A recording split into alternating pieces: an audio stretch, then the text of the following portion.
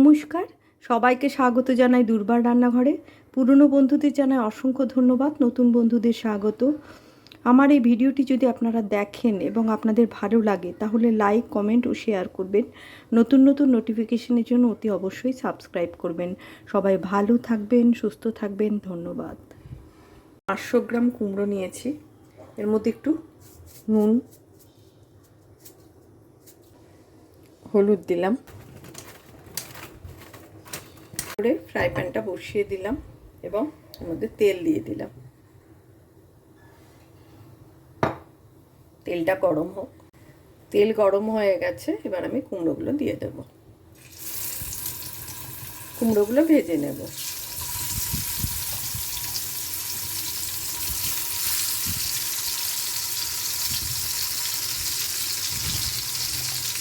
এটা একটু উল্টে দিচ্ছি, দিয়ে দিলাম। এটা ভাজা হয়ে গেছে, এবার তুলে নেব। আমি 3টে শুকনো লঙ্কা দিয়ে দিলাম ভাজতে। এটা ভালো করে ভেজে নিলাম। রসুন 8-10টা, লঙ্কাটাকে তুলে রাখলাম। রসুনটা ভাজা হয়ে গেছে, এবার আমি তুলে নিচ্ছি।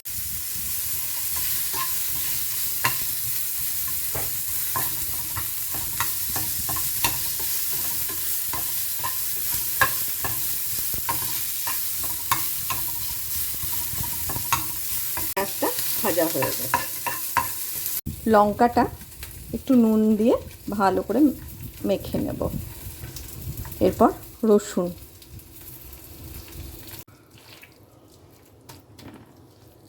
এর মধ্যে আমি পেঁয়াজ ভাজাটা মেখে নিলাম। ওটা আমার শুটিংটা বোধহয় মিস করে গেলাম।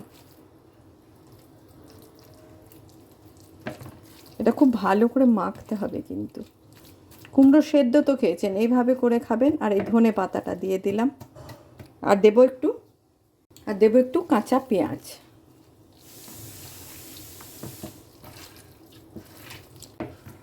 আচ্ছা, এটা কিন্তু হাতে করেই মাখতে হবে, অনেকে হাতে মাখা পছন্দ করেন না।